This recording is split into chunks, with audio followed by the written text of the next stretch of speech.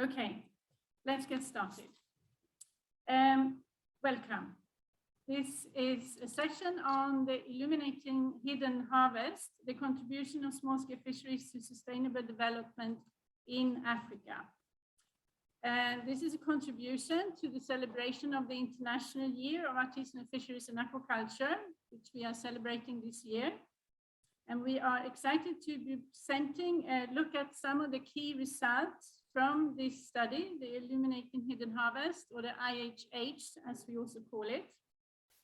The IHH is a global initiative by FAO, Duke University, and WorldFish. And it was to generate and disseminate new evidence about small-scale fisheries and their benefits, interactions, and impacts with a view to inform policy and practice.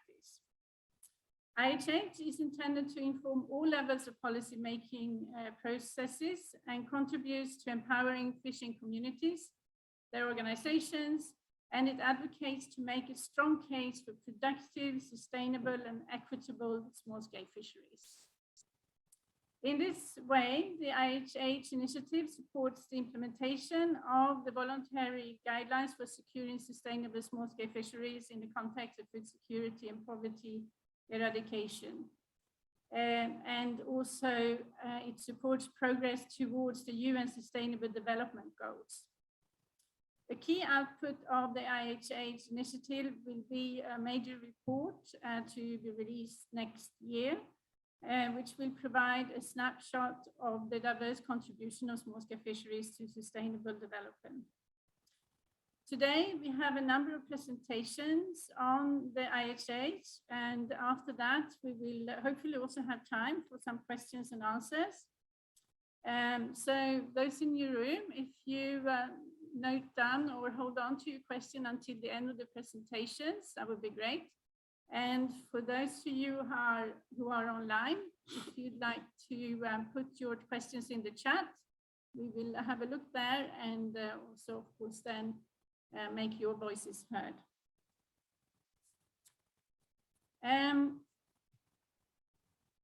The first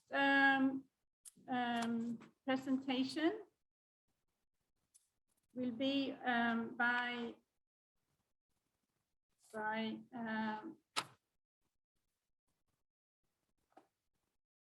excuse me, now I have a non-technical problem with my papers. That's quite interesting. After all these technical problems, this is something that I should be able to sort out differently.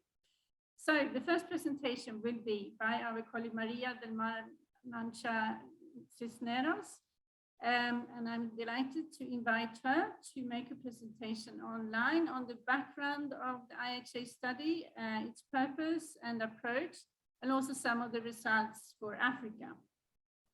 As an introduction to Mara, I would like to say that she completed her postdoctoral position at Duke University, where she worked as the technical lead for the IHH study, building the data sets. She will be very well placed to talk about this. Mar is now a Sustainable Seafood Program Manager at the Scripps Institution of Oceanography at the University of California, San Diego. Mar, very happy to have you with us, and over to you, please. Thank you, Lena, and hello, everybody. Good morning, good afternoon. As Lena mentioned, I will be talking about giving an introduction on the Illuminating Hidden Harvest study and some of a snapshot of the key findings specific for the region of Africa. Yeah, so we'll be focusing on the approach overall for the study and where it comes from. So starting with an overview, the approach taken by the Illuminating Hidden Harvest study, or as we call it for short, IHH, starts with recognizing that small-scale fisheries are complex socio-ecological systems. Therefore, we took a multidisciplinary approach, closely embedded within the Sustainable Development Goals framework, as we can see from the figure in my screen, as well as the Voluntary Guidelines for securing sustainable small-scale fisheries, and particularly as a response to the call for better data within the small-scale fisheries guidelines, Particularly, IHH looks at the contributions of small-scale fisheries to the 3 pillars of sustainable development. We have economic, social, and environmental, with a strong focus on nutrition and governance, and with gender as a cross-cutting dimension. The main data source for the study was a series of 58 case studies that were carried out in the countries and territories that you see highlighted in the map, with 25 of these countries being in Africa, including Chad, Congo, Democratic Republic of Congo, Egypt, Gabon, Gambia, Ghana, Guinea, Guinea-Bissau, Kenya, Liberia, Madagascar, Malawi, Mali, Mauritania, Morocco, Mozambique, Nigeria, Senegal, Seychelles, Sierra Leone, South Africa, Tanzania, Uganda, and Zambia. All 58 countries were selected according to a series of indicators, and that accounted for 69% of global marine catch and 63% of global inland catch, according to FAO data. The country and territory case studies were carried out by national research institutes, fisheries organizations, local and international fisheries experts, for a total of more than 800 contributors, with the objective to compile available data and information on small-scale fisheries at country level, including official statistics, surveys, and expert knowledge, and following a standard protocol provided by the IHH team. Gender focal points were also identified within the countries and territories to support the case studies experts on data collection to flush out all available data and knowledge on gender and small-scale fisheries, including gender disaggregated data, in order to estimate contributions by women and men in small-scale fisheries. For example, in terms of fisheries labor and highlighting specific gaps and limitations in the available data. Other data sources were used to complement and fill gaps, as well as triangulate country case study data. And these included responses to an ad hoc questionnaire on small-scale fisheries that was sent to FAO member countries and territories, for which we received 104 responses, as well as existing global and regional databases, literature reviews, labor force surveys, and household income and expenditure surveys. Finally, specific thematic studies were also carried out in order to highlight specific key aspects of small-scale fisheries that cannot be quantified at global levels. For example, a study on indigenous peoples and identity. And as we all know, there is no internationally agreed definition of small-scale fisheries. Therefore, the IHH study did not prescribe a definition for it. Instead, country case study experts were instructed to use the most commonly used definition for small-scale fisheries in their country for data compilation. However, the IHH study did use a tool called a characterization matrix that allowed to score each fishery included in the study according to a series of characteristics such as gear, motorization, distance from shore, etc.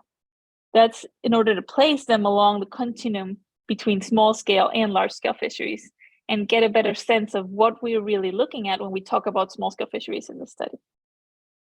And finally, data compiled through the different approaches were analyzed and extrapolated to produce global estimates of the key indicators such as catch and employment, but also used to gain better insights on issues that are very important for small-scale fisheries at different spatial scales, such as national or subnational levels, in addition to those aspects highlighted in the thematic studies that cannot be quantified at global levels, yet recognizing the high diversity of small-scale fisheries.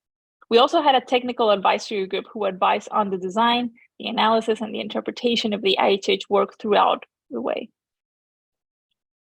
And as mentioned earlier, IHH took a multidisciplinary approach illustrated by this diagram and put a stress on the interconnections among the different dimensions and related questions in order to draw a holistic picture of small-scale fisheries and highlight their overall contributions, benefits, and impacts, as well as looking at the data through the lens of different disciplines at the same time. So starting to address key questions such as how much fish comes from small-scale fisheries? How many people depend on small-scale fisheries for their livelihoods? How do women contribute to and benefit from small-scale fisheries? How important is small-scale fisheries catch for nutrition? And how are small-scale fisheries governed? These are just some of the key questions the IHH study sought to answer.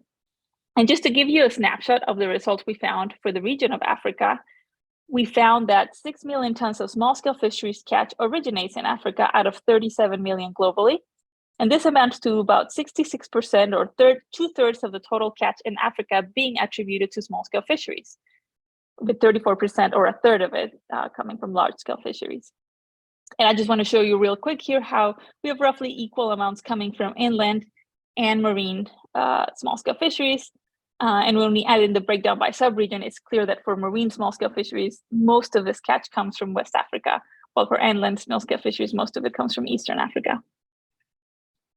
For the contribution to employment, the number of people at least partially dependent on small-scale fisheries in Africa amounts to 59.5 million people. And in terms of substantial labor contributions to women to small-scale fisheries, we found that 2.65 million women participate in harvest, pre-harvest, and post-harvest activities, with an additional 2.65 women participating in subsistence fisheries, totaling 5.3 million in Africa. And just to show you again real quick how if we zoom into the portion of women that work in subsistence fishing, 3/4 of the total number of women do so in inland fisheries, most of them from the subregions of Eastern and Middle Africa. We also found that fish from small-scale fisheries have the potential to make considerable contributions to nutrition. 20% of the recommended nutrient intake for calcium, selenium, zinc, and omega-3 fatty acids goes for 137 million women in Africa. And finally, we found that 55% of small-scale fisheries are formally under co-management in Africa. And when the data is disaggregated by region, comparing the rest of the world, we can see it becomes evident that African region shows the highest gap between catch with formal co-management provisions and catch where co-management is perceived by experts to have actually high engagement of fisheries. So this completes the big picture overview of some of the key findings of the IHH study in Africa. And with that, I will leave it there to give time for our next speakers. We're going to go more into detail on some of these aspects of the IHH study, and especially relevant for Africa. Over to you, Lena.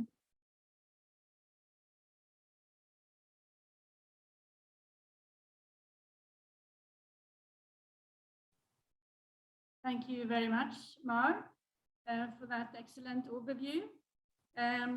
We will now hear from Godfried Amelia Asibu, who is a fisheries scientist with many years of practical experience in fisheries governance, management, and policy.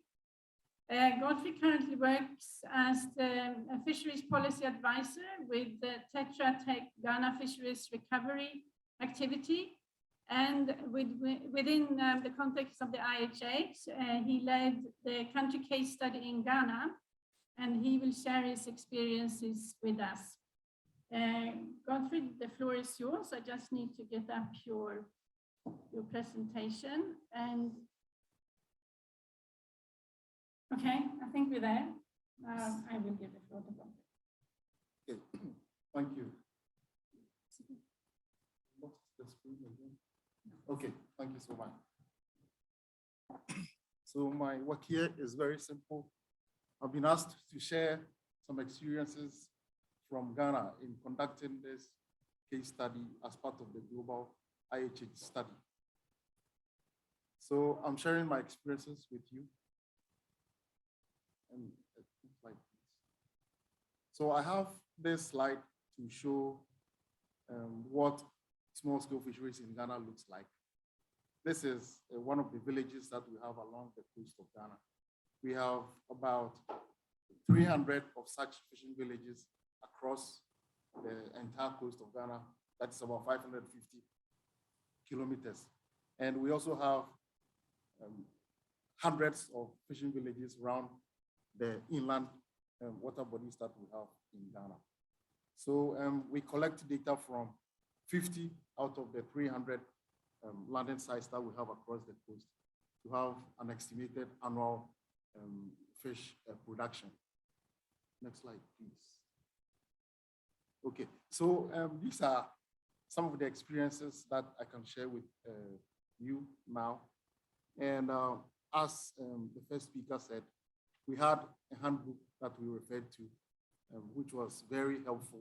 And we studied the handbook very well to let us know what exactly we're supposed to do, the data and information that we're supposed to collect. So that was very helpful. And it was very well prepared. Okay, yes, sure, yes. So the handbook was very detailed, well prepared, to guide us through how the process. And I can say that it wasn't an easy task, doing this kind of work, looking at the characteristics of small-scale fisheries, particularly in developing countries such as Ghana. And assessing the data, we didn't collect any primary data. We depended solely on secondary data and information for this study. So we didn't go out into the field to collect any data. So you can imagine how difficult it was, moving around throughout Ghana, government agencies, research institutions, collecting data for small-scale fish was very difficult. And so we had to, where there was no data at all, we had to rely on information that experts could provide, whether by word of mouth or sharing some information and documents that they have with you, so you can extract the information that you need to support the data collection. And I noticed that from the study that we had more information and data on marine fisheries than on inland fisheries, as the data that was shown indicates. I think marine fisheries is more important in Africa than inland fisheries, and that's the reason why more attention is paid to collecting data and information on marine fisheries.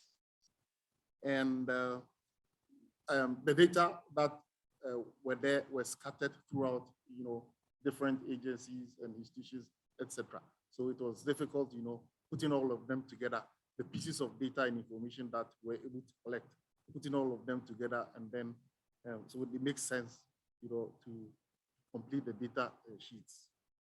And we collected data in 4 dimensions: environmental, governance, and social and economic dimensions of the data. And there were more data for environmental and governance dimensions than social and economic dimensions, which means therefore that there's a need to collect more economic and social data.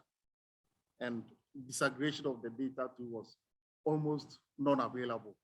All the data that were there were just clumped, and it was very difficult to disaggregate these. And the technical team that the first speaker mentioned also was very supportive. Even though we were in Ghana, we were coordinating with them every now and then, and they gave us the support that we needed. Okay, so I'll talk about the conclusions from my own perspectives. And I can safely conclude that the data that we have in Ghana is woefully inadequate. And therefore we need to improve, the data systems, particularly, as I mentioned, economic and social, data.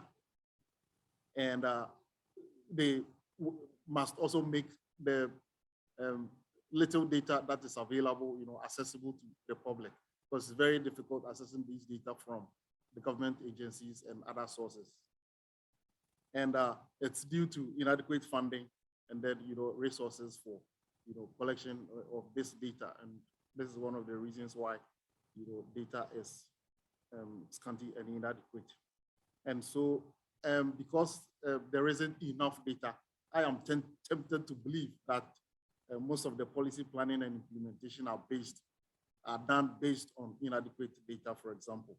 And the study was very good exercise to, expose the inadequacies that we have in our data collection in Ghana, which I think is also similar to other countries here, particularly in Africa. And the study gave me, for instance, more insights into small-scale fisheries.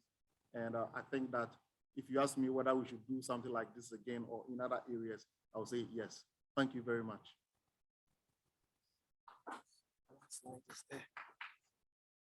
Yes. Thank you very much, Godfrey. We will now move to our next speaker, and that is Jiga Chao, Senior Researcher at the Oceanographic Research Center at Dakar, TRA in Senegal.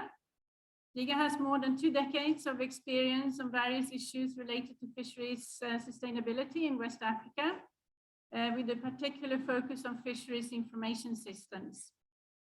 Within the IHA study, Jiga led the preparation of the country case studies in Senegal, the Gambia, Guinea, and Guinea-Bissau, and like Godfred, knows very well the challenges of bringing the small-scale fisheries data for a country together. I can see that Jiga has already shown his screen. That's excellent. The floor is yours, Jiga. Thank you.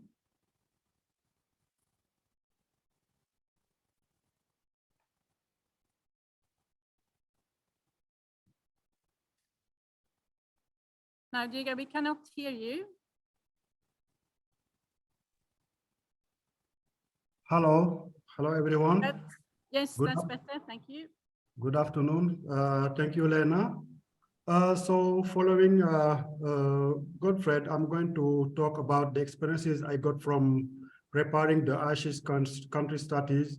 I was asked to prepare the case study for 4 countries, which are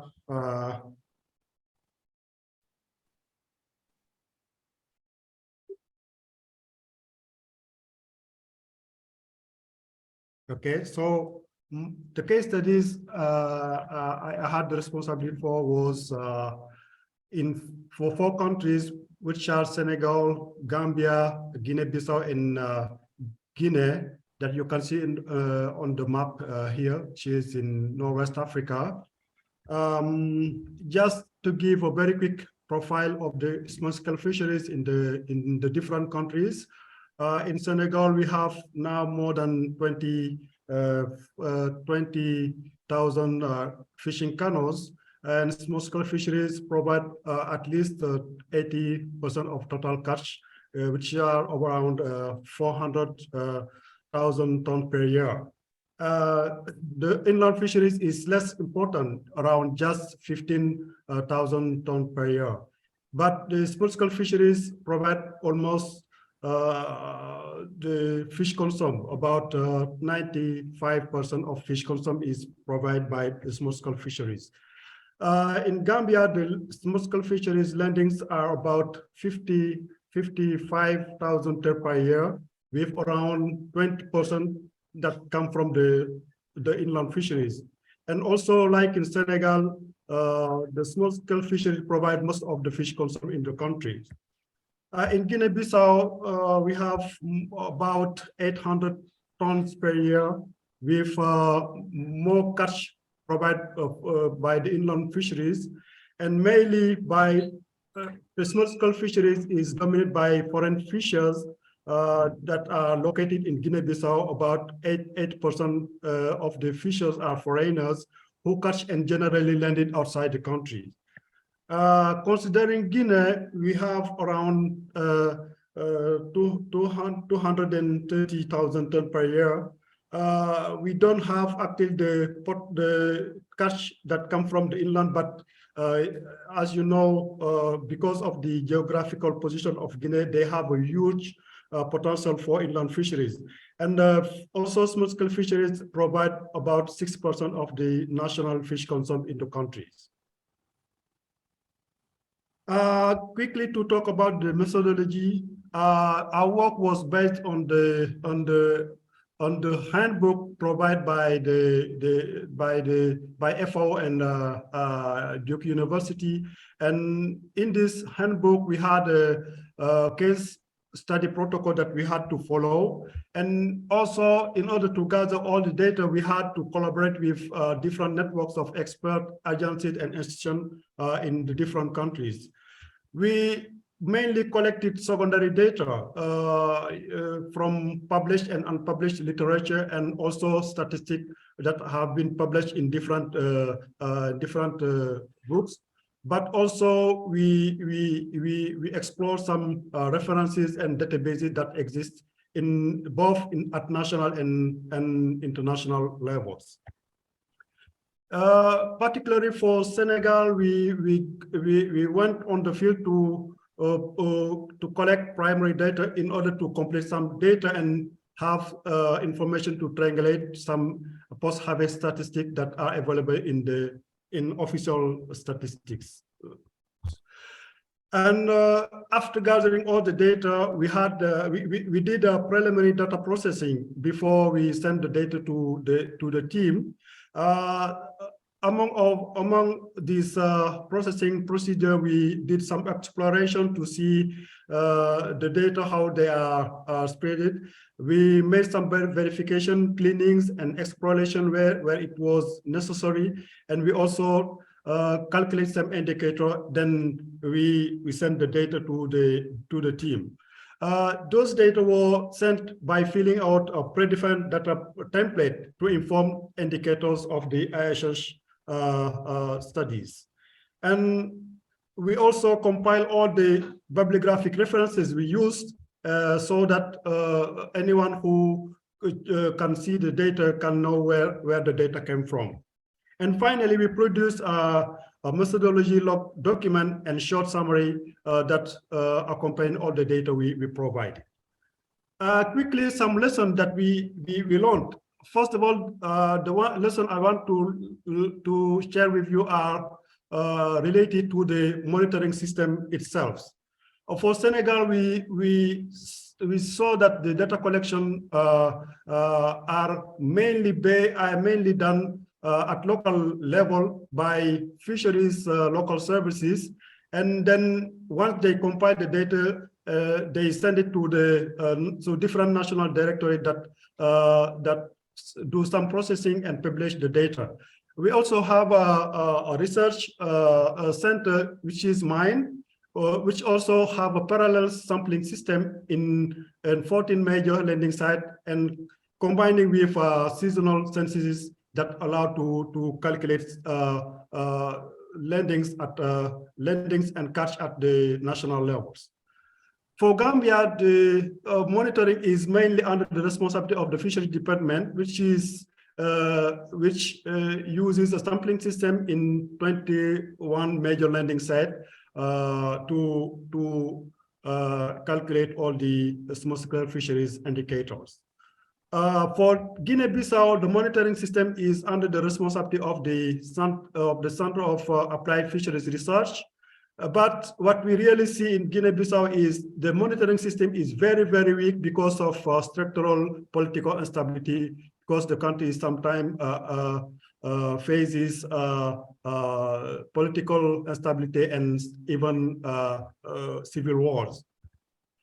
In Guinea, the National Center for Fisheries Science is the responsible of the monitoring, and they use a sampling system with low spatial coverage because they don't have enough means. Yes, this is the common feature for all the countries. There is really a lack of human and logistic resources and equipment to ensure good spatial coverage, and also this lack is not really facilitating the availability and accessibility of small-scale fisheries data. The second kind of lesson I want to share is are related to the data themselves. For all countries, we do see that there are not effective databases. So gathering the data generally required too much time and manipulation to collect the data from different sources. For example, compiling data from the reports, exploring Excel sheet, and talk to experts. So this required really much time and manipulation if you want to get data, because there are not really databases that are available. The second lesson is this is a typical issue in our region. So we have countries that do not have the same official languages. And on top of that, also some countries in the statistic, you can see also some local languages that are used, for example, typically for gears and species. So it is not some time to gather data that are collected and processed in different languages. And also for most of the metrics, data are not available for the inland fisheries. I think that this is what my colleague from Ghana was talking about, because of lack of resources. So most of the effort are really focused on the marine fisheries, and the inland fisheries really lack of data. Regarding the social aspects, there is a serious lack of studies and source that undermine the capacity to properly provide most of the requested data. So really for most of the indicator regarding the social aspect, it is not sometimes easy to find updated and coherent and relevant data. There is a particular aspect I noticed for Gambia, but also this problem also exists in the other country, but more really difficult for Gambia because of the geographical position of the countries. It is not sometimes easy to disaggregate between marine and inland fisheries. Typically, for example, if you have some species that are considered inland catch, if you look at the biological characteristics of the species, they should really be marine. So it is not sometimes easy to disaggregate the data between marine and inland. And finally, for Guinea-Bissau, also there is a particular problem. I think I spoke about it a few minutes ago. There are really less report generally, and the studies are outdated. For example, most of the report we had are prior to 2013, while we had to provide more recent data. And apart from 2014 catch, all the data we had were collected through online. We were not able to have any updated data at local level. So we had to go through different databases and online research to get the data.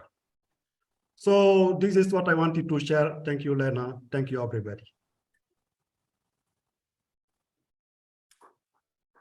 Merci beaucoup. Thank you very much, Kiga. That was quite a bit of experience, having worked on several different countries. Now, our next speaker will be Chikonde Lydia Manuwamba Hassani. She's a Chief Fisheries Officer with the Department of Fisheries in Malawi.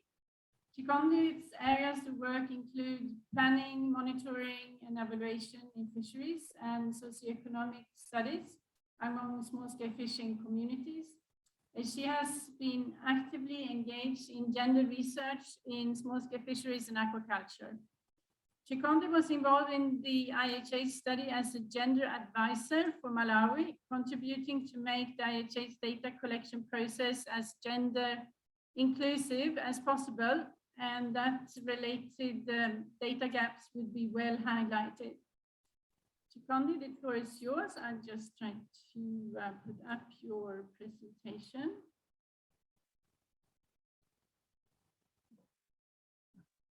Okay, we are getting there. I have the feeling it goes a little bit quicker every time we try it, but I'm not sure. That may be wishful thinking. Anyway, over to you, Chikonde. Okay, thank you very much. Good evening. I'll take you through experiences from Malawi. As Lena has indicated in the introduction, my role was a gender advisor through the IHH study. As gender advisor, we were to get some gender data, both qualitative as well as quantitative, across all the thematic areas where we are researching on in the IHH study. And in my presentation, having gone through the process and learned a few lessons in terms of the deficiencies in terms of the data, social data, gender-related data within the process, I want to share experiences from Malawi, focusing on gender inequities in the small-scale fisheries, and how can we explore the role and the opportunities to engage women and moving forward, considering that the studies will have to continue. By way of introduction, as an outline, I'll take you through those aspects, the context of gender in Malawi. What policies are there to ensure social inclusion as they relate to fisheries, and highlights of sexual disaggregated data in the SSF and aquaculture, and they'll zero down to gender inequities and other forms of inequities in SSF. What is it that we found that was leading to deficiencies in terms of information through the research? And then what are the practical approaches moving forward that we can do or that we can use to ensure that we have the necessary information for the subsequent research activity and focusing on gender-related challenges. By way of introduction, we are aware gender equity and equality is the fourth guiding principle within the Voluntary Guidelines. And within the Voluntary Guidelines, chapter 8 is dedicated to gender equality. And that's why through the IHH research, there was need for us to collect sex disaggregated information, both qualitative as well as quantitative. In terms of context of gender, based on the experiences from Malawi, Malawi faces high levels of gender inequality currently. It's ranking 115 out of 156 countries in the Global Gender Gap Index. And Malawi is characterized by high prevalence of GBV, and that cuts across including these small-scale fishing communities. In terms of information on dangers of GBV, they are not widely accessible, especially among the fishing communities. And in terms of access to land in the context of aquaculture, women, 23% of women on land in Malawi. We have different laws and policies which we have to subscribe to ensure that we are ensuring gender equality, providing gender equality as we are undertaking our interventions. At the international level, we have the CEDAW, and all the other policies. At the SADC region level, we have the SADC protocol on gender development, SADC food and nutrition security, which recognizes the role of women in food and nutrition security. I think the issues of contribution of women to the value chains has been emphasized since we started the Congress. At the national level, our constitution also enshrines, contains phrases that encourage that we have to ensure that there is gender equality. Section 24, subsection 1 and 2 provides for equality. And we also have the development agenda, the Malawi 2063, which spells out gender inequalities to be addressed. And it has got an enabler number 5 on human capital development, which calls for gender transformation in terms of the approaches that have to be undertaken. The gender policy also is framed around leading to realization of women's rights, and I think the issues of rights have come out clearly in the session. And within, we also have a specific gender legislation which was passed by government in 2015, which calls for enhanced or promotion of the participation of women, integration of women in all spheres of life. Within the fisheries context, we have the Fisheries Conservation and Management Act, which provides for local community participation. And within the fisheries policy, we have priority area number 4 on governance, which seeks to promote principles of governance, inclusiveness, and equity. Policy priority area number 5 promotes social development and decent employment. And we've heard a lot of cases and experiences from the other speakers in the plenary sessions talking about what is it that we can do to ensure social development and decent employment within the fisheries, small-scale fisheries. In terms of highlighting the sex disaggregated data from the IHH study, as we're counting the labor, we found that the counted labor is more especially to do with those that are involved in catching the fish, where we found that the sector employs about 70,000 fishers, out of which 314 are women. And when we're talking about fishers, we are talking about those that own here, those that are directly involved in the harvesting. And within those 70,000, 3,000 are below age 18, and 39,000 are those between 18 and 35. That is at the capture level. And then within the aquaculture sector, we have about 15,000 people employed, 38% of which are women.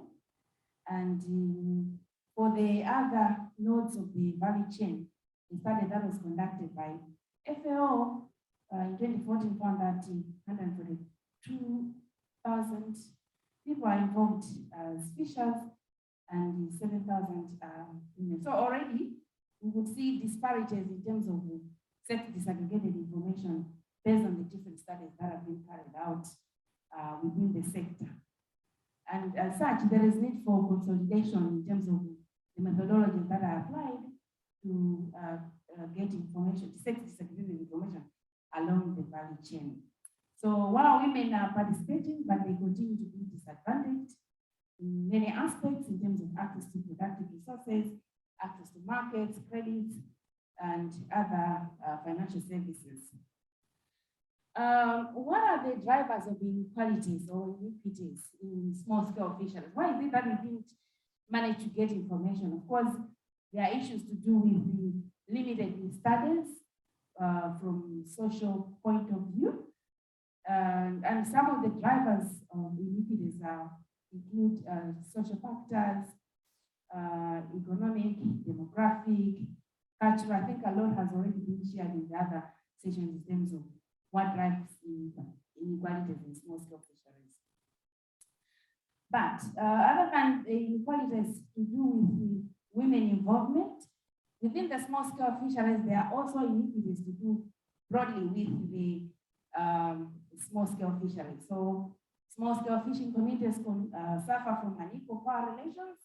We have heard of conflicts between large-scale as well as small-scale operating in a particular area. Small-scale fishing communities are commonly located in remote areas, and they have limited access to many social services, low levels of education, and limited available opportunities in the small-scale communities, just to mention but a few. So what is it that we can do to ensure that we improve on advancement of gender moving forward? We think we need to move beyond mere monitoring and focus on targets and matrices at all levels. I think from the experience with the IHH study, we didn't get a lot of sex disaggregated information at all the levels. At environment level, at economic level, there was very, very limited information. So we need to develop a culture of change to support full and effective participation of women at all levels. And as we're involving them, we need to get their information, both qualitative as well as quantitative. And we also need to provide sufficient training in the implementation of gender-oriented policies. So as we are mobilizing the groups, the SMEs, we need to encourage them to keep data about the information that they are having in their grouping, so that whenever such studies emerge, we should have the data handy. As the other presenters alluded to earlier on, we didn't have the opportunity to go to the field to collect the information. We relied on secondary sources of information, and if you don't have that information recorded, it really proved difficult to get the necessary information that we're supposed to input into the study. We also need to work towards employee and community acceptance of achieving gender equity by increasing awareness of contextual and contextual factors contributing to gender inequity. So once we raise that awareness, people are going to begin to take necessary action, document, record, keep for use in various ways. We also need to disrupt the system by providing long-term resource commitment. Oftentimes, I think we could see it from the study that we were supposed to get a lot of information, but there were no resources to enable us to go around to get the information that was missing. If we had the opportunity, maybe we could have even substantiated the information that was lacking. So I think there is need for a resource commitment, even in such short-term studies, to ensure that we collect the information that we need, and even for long-term interventions. I think those are some of the things that I took stock of as I was participating in this process. So now, what is it that we can do to ensure that we address these inequities? I think from the plenary sessions, we've heard that there is no one-size-fits-all. All interventions have to be contextual, depending on the issues that emerge. We need to strengthen capacities and involvement of women and youth in value chain through trainings and networking opportunities. As we're doing that, we ensure that we have the necessary information and strengthening capacities and skills of women and youth groups through activities including trainings, knowledge sharing, and tours to ensure that we enhance their capacity as well as visibility. Because from the experience, we noticed that I think there is very little visibility of what women and youth are doing within the small-scale fisheries. So we need specific support aimed at improving market-oriented production and value addition. We also need to look at supporting institutions and promoting gender-sensitive value chains.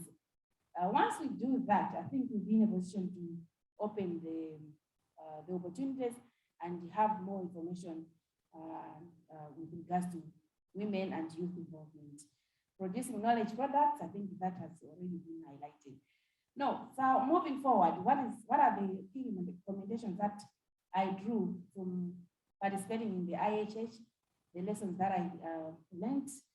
We need to enhance visibility of women and youth, contribution through collective and advancement of women and youth interests and rights, attempts to tackle harmful social cultural practices. Oftentimes, maybe we don't get information because women don't have a voice, the youth don't have a voice, as such we don't have their information. We also need to enhance participatory action research to document women's and youth economic contributions. We need to have structured communication with the marginalized groups, mindful of the fact that when we're talking about women in SSF, youth in SSF, they are not a homogeneous group. They have different, we have different categories of people and they are vulnerable in different aspects. So we need to have that. We need to enhance gender responsive budgeting to ensure that we have adequate resources so that whenever such calls happen, we are able to undertake in-depth analysis, engage with the community so that we have the actual information right from the source instead of speculating. And maybe also address the gaps that we had encountered as we're doing the research. And we also need to promote women and youth-led organizations to support them to amplify and disseminate their concerns, recommendations. I think we've heard from the plenary, we need to engage them, give them a voice so that their issues are also taken on board. I think in a nutshell, that's what I thought I could share from Malawi as a gender person that had difficulties to get sex disaggregated information, both qualitative as well as quantitative. Thank you very much for your attention.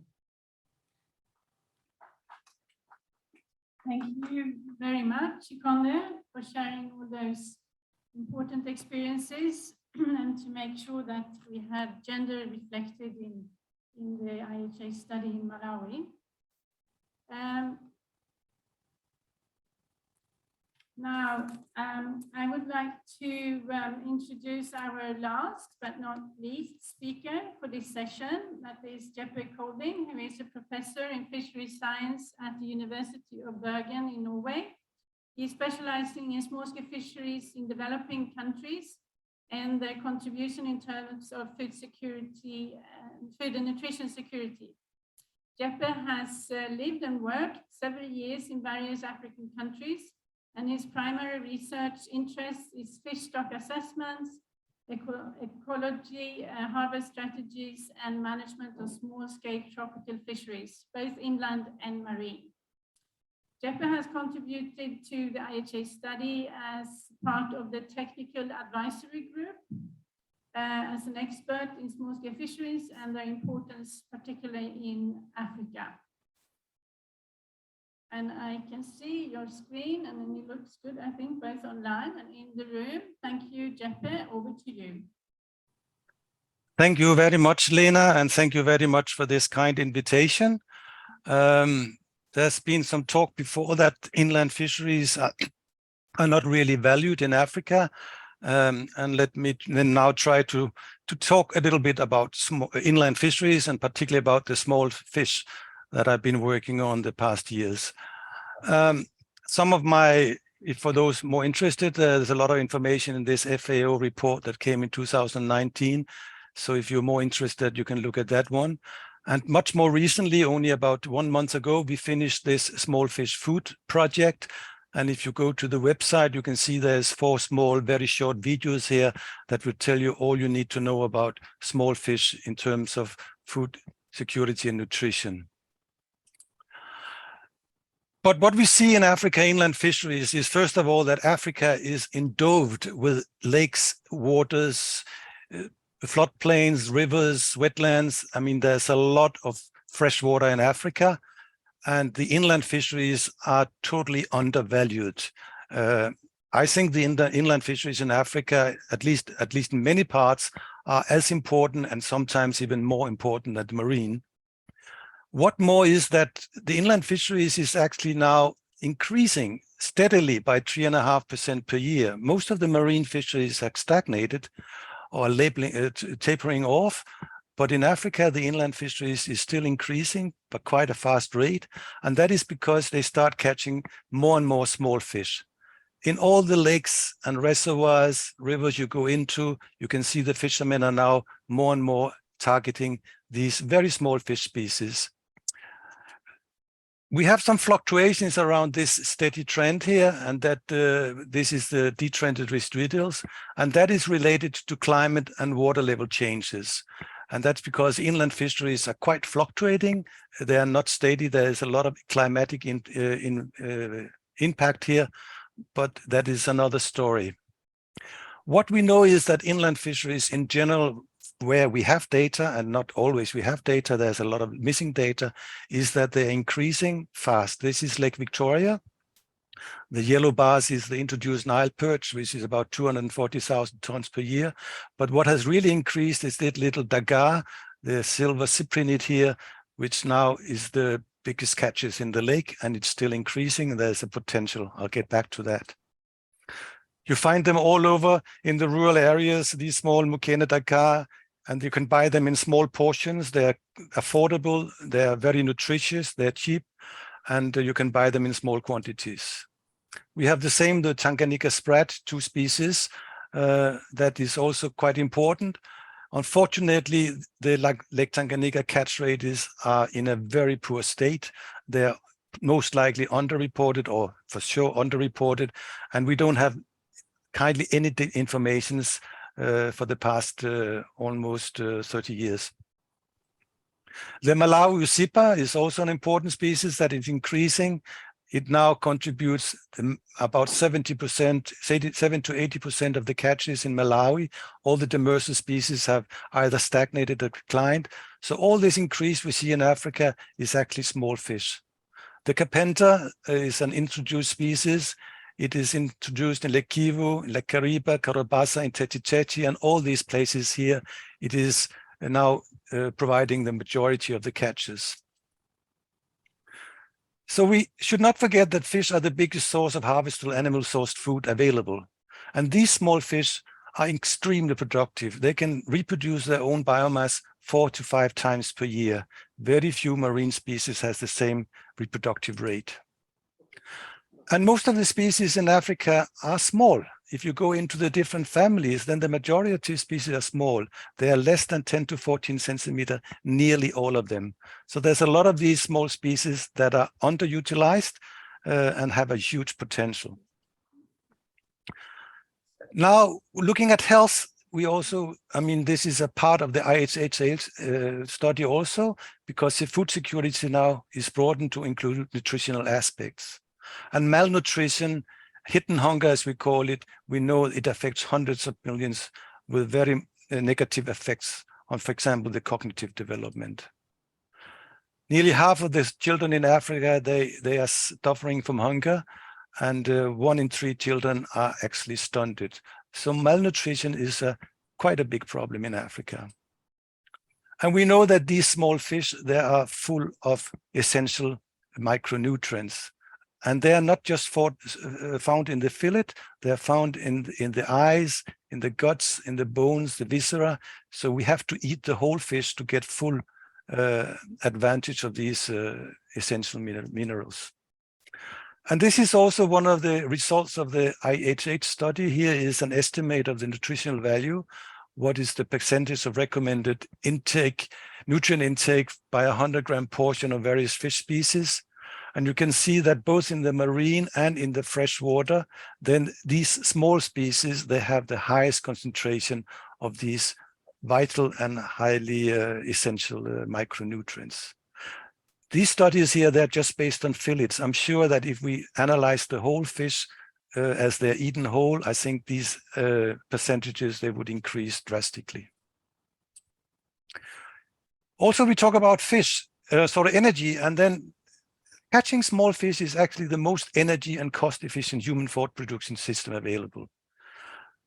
You don't use water, you don't use fertilizers, you don't use insecticides, herbicides, and all these things you use on land.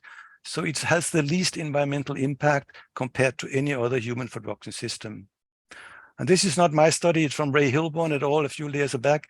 He compared aquaculture, livestock production and capture fisheries in terms of energy consumption, greenhouse gases, eutrophication, and acidification. And you can see the blue rectangle here in the middle, that is the capture fisheries.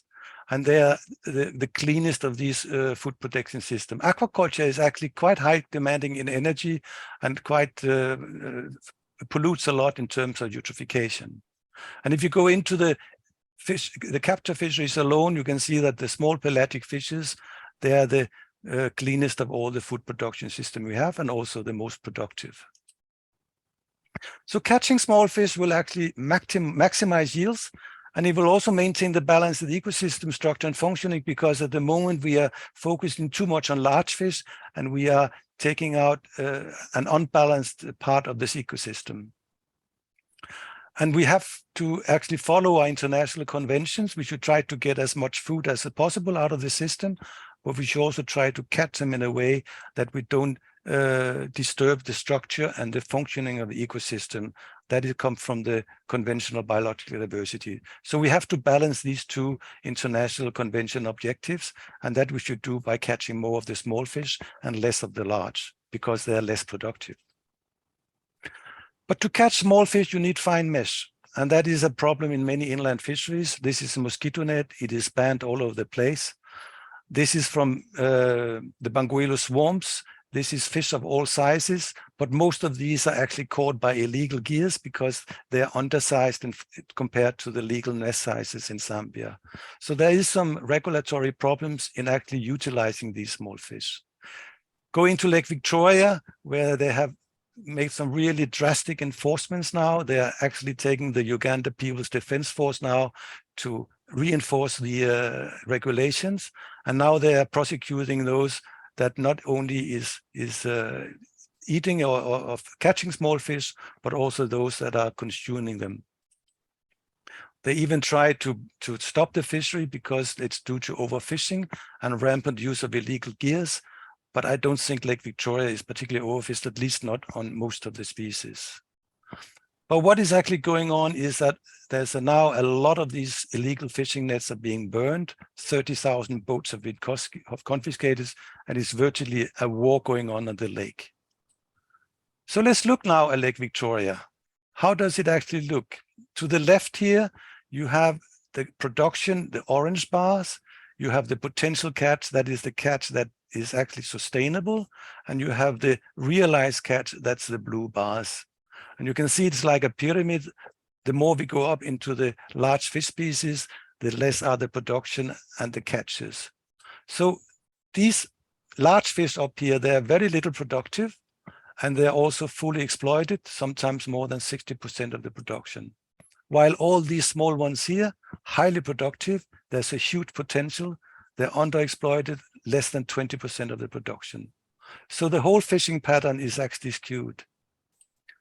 We have calculated, if you look at Lake Victoria, there's the catch on the y-axis on a log scale, and there's the production on the x-axis on a log scale.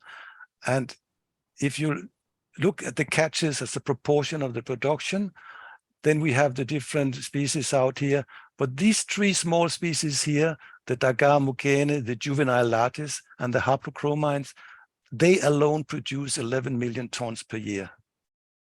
And the sustainable catch, this is the exploitation rate, 10% of one, 5% of one, 4% of the other. They could sustainably yield 4 million tons per year, and then you could actually get a more balanced fishery. So when we say that the inland fisheries of Africa is producing about 6 million tons a year, that is a very, very strong underestimate. I think they produce much, much more, and they are still underutilized. Unfortunately, the Illuminating Hidden Harvest was not able to capture these figures really, because the data is often missing. So that's all I wanted to say. Thank you very much for your attention.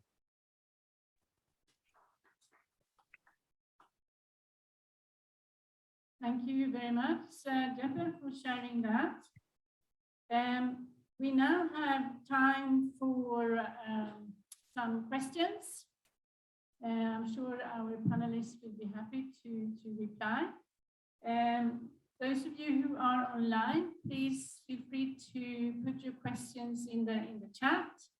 But I'm also now looking around the room to see if we have any questions here. I see a hand up.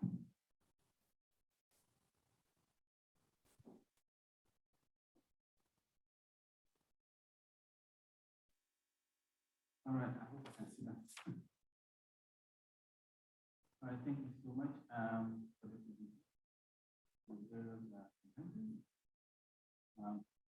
really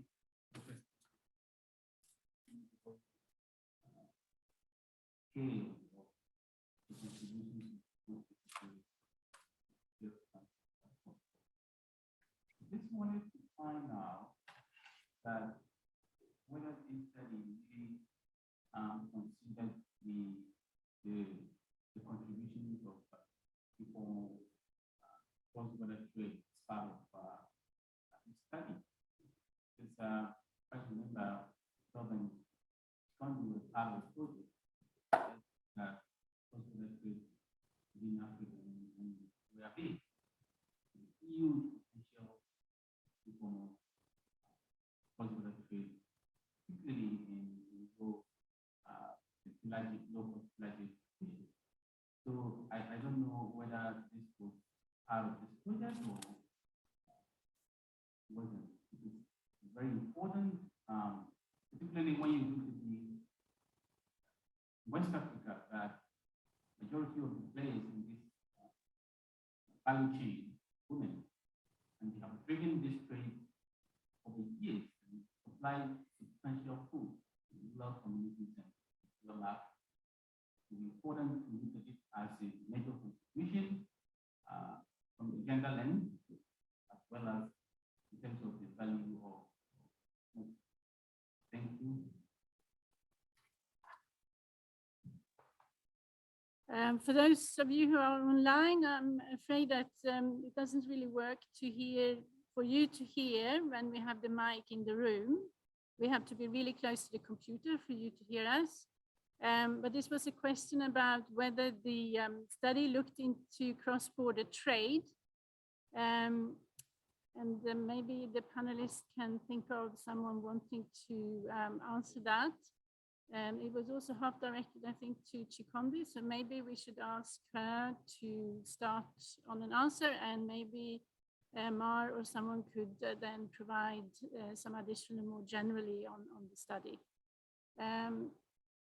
Maybe we will, now the mic is, we're going to take another question, and I will repeat it once we have heard from the participants so that you online can also hear it. All right. Thank you very much.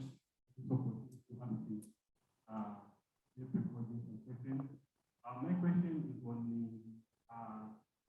the underutilization of the inland fisheries with reference to the pelagic fishes. How best can we utilize utilize these small fisheries to ensure that we do not utilize it for food security? That's my first question. Then the second question is, there's been some controversy surrounding the classic management application in tropical inland fisheries, especially with reference to more pelagic. What is your take on those two aspects? Thank you. Could you repeat that question, please, Lena? Yes, there were two questions, and let's see if I get it right, because I also had difficulties hearing of it. One was about how can we ensure the use of small fish for human consumption, and what would be needed for that? I'm looking at the being underutilized. Yes.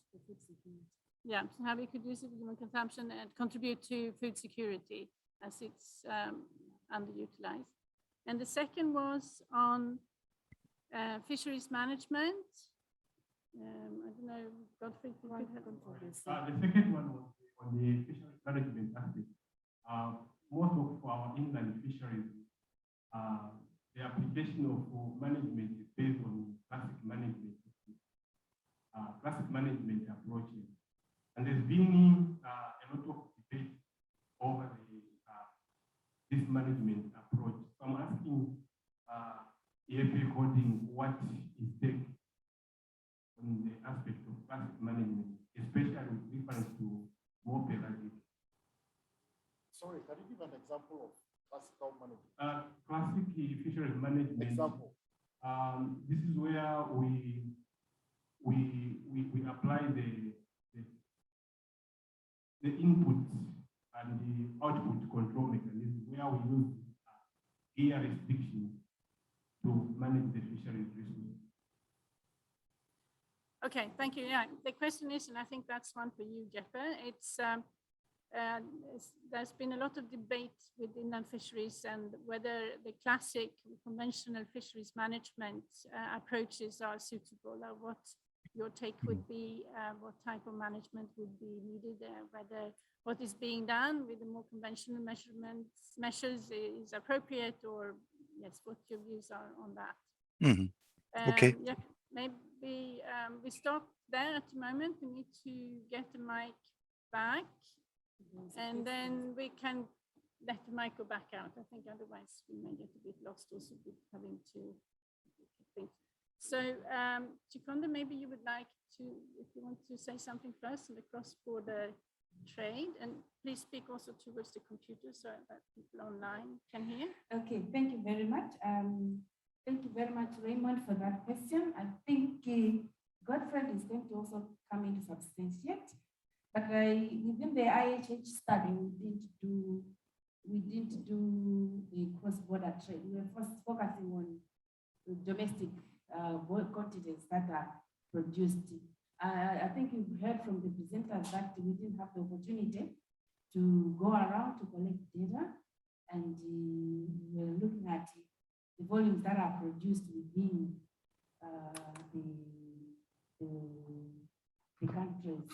And the aspects that we're looking at, we're looking at the employed labor within the value chains in country, and the volumes that they are able to generate at the different nodes in terms of production, but also the involvement in processing and who is involved at what level.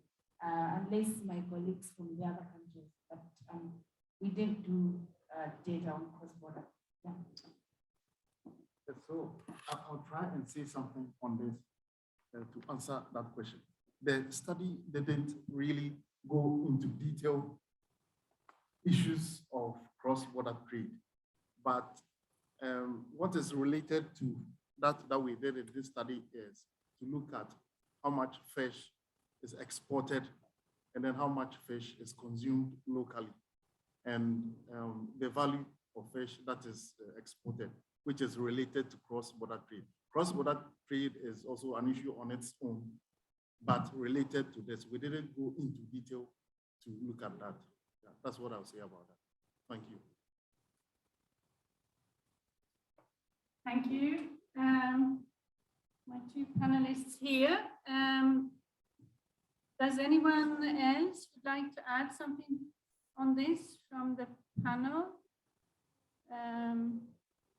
I can say that cross-border trade, at least for the inland fisheries, is you find it everywhere. I mean, these small fish are transported up and down, east and west. A lot of it, particularly in DRC, the Democratic Republic of Congo, is buying a lot of these fish, even from the other side of Africa, way up in Kenya, Lake Turkana. So you see lorries going in all directions with these small dried fish. So there's a lot of cross-border trade, and there are some reports on it also. Thank you, Jeppe, for that addition. We have the other questions for you as well. I assume you would maybe like to start on those, and others can chip in as well. And there's also a follow-up maybe, which is similar with regard to fisheries management in the chat.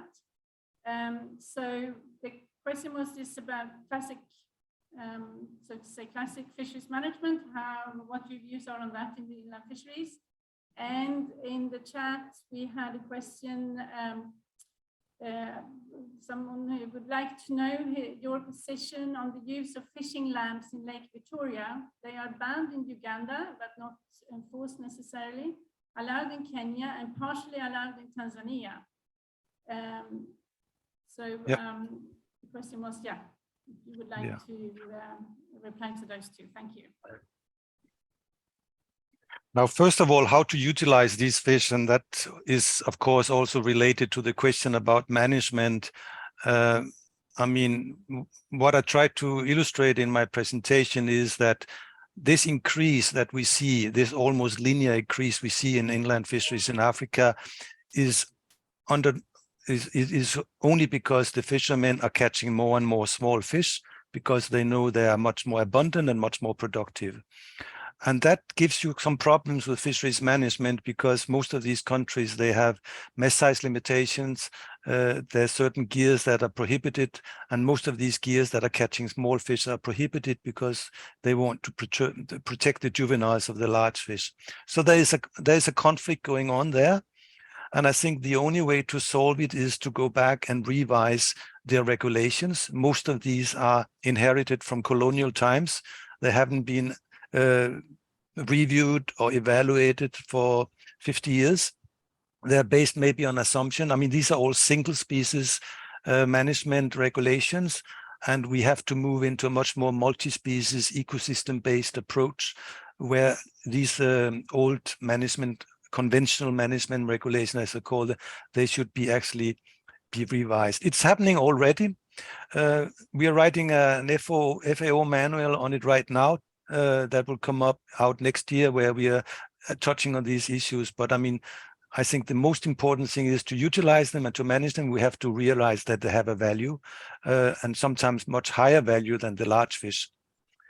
In terms of the light, then of course, most of these small pelagic fish, they are visual predators. They eat zooplankton, and they're much easier to catch at nighttime with light attraction than during daytime, where they're standing deep in the water. So if you want to make life easy for the fishermen, they should definitely use lights. It's the only sensible way to catch them. And these small pelagic fish are so productive. I mean, they have a PB ratio. They reproduce their own biomass 5 times per year, that they are like insects. It's vertically impossible to overfish them. According to and this is my specialty, I'm a stock assessment scientist. So I cannot see any reason why we shouldn't use light, and why you shouldn't use LED light, which are much more eco-friendly than the kerosene. But again, this is some of these regulations that are inherited from old time, and they need to be revised. They have to be looked into, and they should be discussed. So thanks for that question. It's very important. Thank you, Jeppe. We are running out of time now. We just have a couple of minutes left. We did have another hand for someone in the room, but I don't think the person is seen. Yes, okay. Yeah, maybe one last question, and then we will have to wrap up. Thank you.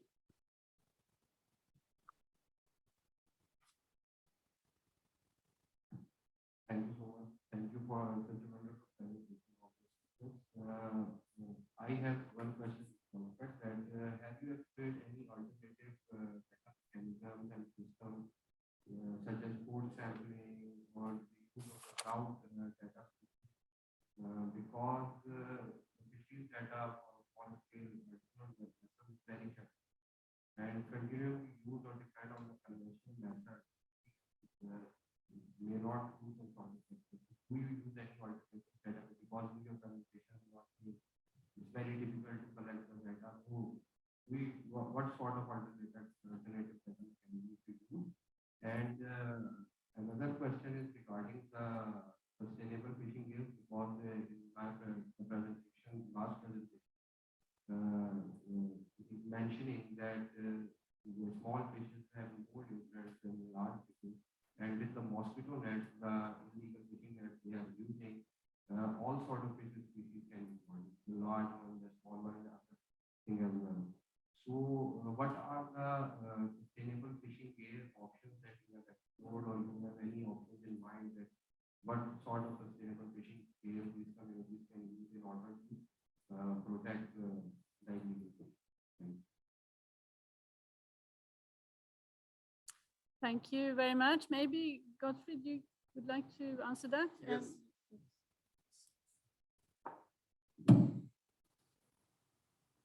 So what the question is saying is that I mentioned in my presentation that conducting this study was very difficult. It was very difficult to collect the data. So what I mean by very difficult is that there are pieces of data that is scattered all around. And even though the data is not available, you have some data that is available that you can use for this kind of work. But getting them from the access to this data is the difficult part that I was talking about. You need to write letters to agencies, to request. Sometimes you don't answer your letters and you need to follow up back and forth. And it will take you a very long time before you can get access to the data that is available, for instance. And you have to also search through databases. And if you don't have access to some of these databases, then it becomes very difficult. You have to rely on FAO database, for example. You have to go there. And so if you put all of these things together, then it wasn't an easy task, to undertake. But you have to, go an extra mile to find the data that you need as best as you could. And also, if it's not there, then you ask for, data from people that can give you, maybe an insight into what is happening that will be representative enough for such data. That's what I mean. Yeah. So I think his second question would like to go to Yepe. Yepe was talking about fishing gears like mosquito nets. So if you are recommending, saying that these gears are not sustainable, which kinds of gears do you recommend for inland fishing?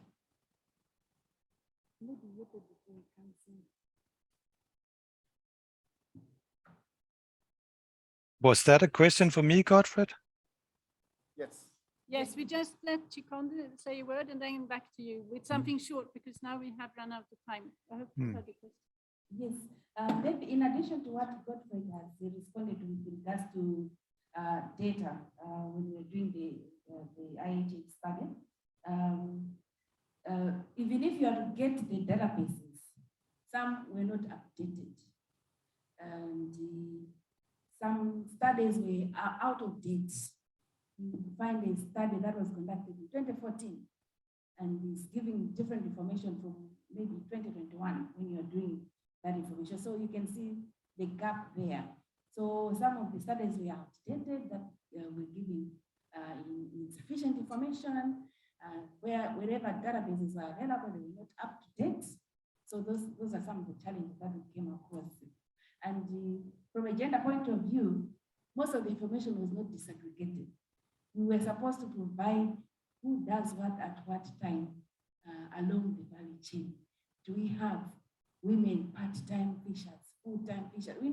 We don't have such information. So I think it was a lesson that we learned that we need to really account for who is involved in what, at what scale. Yeah, that's what I wanted to add. Thank you. Chikondi, I don't know, Jeffrey, if you want to add something on the sustainability of fishing gear for inland fisheries, something very short. Well, I think the whole thing speaks for itself. I mean, what we see in Africa is that the fishermen by themselves are going more and more into smaller mess sizes. There's a lot of mosquito net going on. There's no studies that actually have shown that these catches are detrimental. I mean, we take it as a preconceived assumption based on our theory, but we haven't never studied it. When we start studying it, we understand that these nets are actually not bad at all. I mean, we forget that a fish has thousands and thousands of juveniles, thousands of eggs, and most of those are going to die naturally long before they mature. And when they finally mature and there's very few left, we shouldn't catch them. We should actually do it as all other predators in the system. We should actually target the juveniles. That is my philosophy, and it is now coming out more and more.